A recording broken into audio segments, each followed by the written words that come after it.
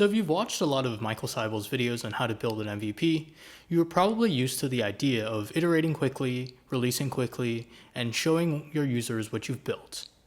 So why is that common advice? Why is that advice that you should follow? Now that's because you at the start probably don't know what your user actually wants. You might have an idea of what you think will resonate with your target users, but nothing's been confirmed. And to get that confirmation, you have to build something, you have to express what you think will resonate with your users through a product feature or a set of product features. So why launch quickly? Why iterate quickly? And the common fear is, what if my product doesn't resonate with my target users? What if my users don't use my product? What if my product is so basic, so scrappy, so shoddily built that my users decide not to use it? Well, that's where the concept of a minimum remarkable product comes into play and is really at the heart of what it means to iterate. So to answer the question of how do you iterate, the answer is to launch quickly and to launch a minimum remarkable product. Don't launch something that is just bog standard, that just is pretty much the same as what's out there already. Launch something that is remarkable. Launch something that your users aren't expecting, that your users find different and valuable as well.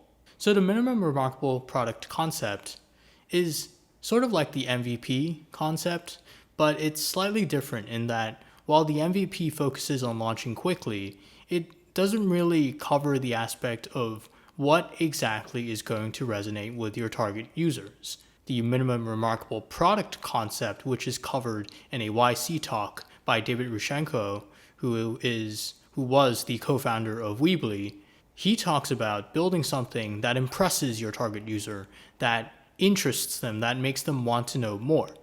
Now, the idea of building a minimum remarkable product is not new. It's probably covered by the MVP concept as well, but it isn't emphasized enough. A lot of people think, okay, I'm going to launch an MVP, I'm going to launch quickly, so I'm just going to build whatever I can build as quickly as possible in days. I'm going to rush this whole process and then just launch whatever I think is going to attract some of our target users, and then I'm going to iterate from there. So while that might work for some products, for other products, you're probably not going to attract any target users. You can build something just like what is currently out there, and as a result, you won't attract users. I mean, why would they use your product? Why would they use your product, which is far less developed than what's already out there, especially if what you've developed as a first iteration is just a slightly more basic version of what's already out there? So why would they use what you have? Why wouldn't they use the more polished, the more sophisticated, the better versions of what you've built?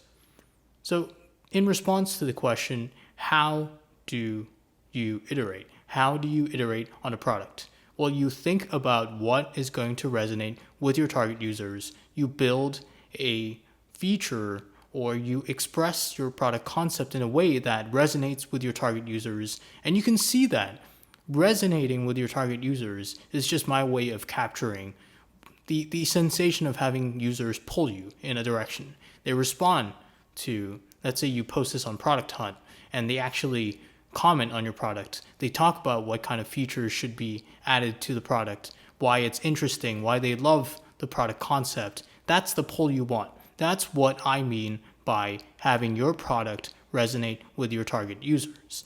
I know resonate is a vague word. I know resonate is not really a descriptive word, but it's a catch-all term I use to describe the sensation of being pulled in a certain direction by the users you're trying to target. You can also do this on Reddit. You can build an entire product community, you can build a subreddit, or you can start a thread and then post about your product and then see if people actually comment. If people use words like, I love the product that you're building, or I think this should be added, or I see the value in this, that is what it means to have your product resonate with your users. So in summary, how do you iterate? How do you iterate on a product that you're building? First, you understand what your minimum remarkable product is. What is going to resonate with your target users? Once you have a view of that, you build it as quickly as possible. You release, and then you see if your product creates some sort of pull from your users so that you can then start the process of iteration. You can start talking to your users. You can see what they actually value. You can ask them questions that reveal what they value. Of course, you don't want to ask for features, for what to build. That's not what you want to ask. It's not your user's job to tell you what to build. It's their job to tell you about their problems. And it's your job to build features that you think will solve their problems and address their needs. So that's a process of iteration.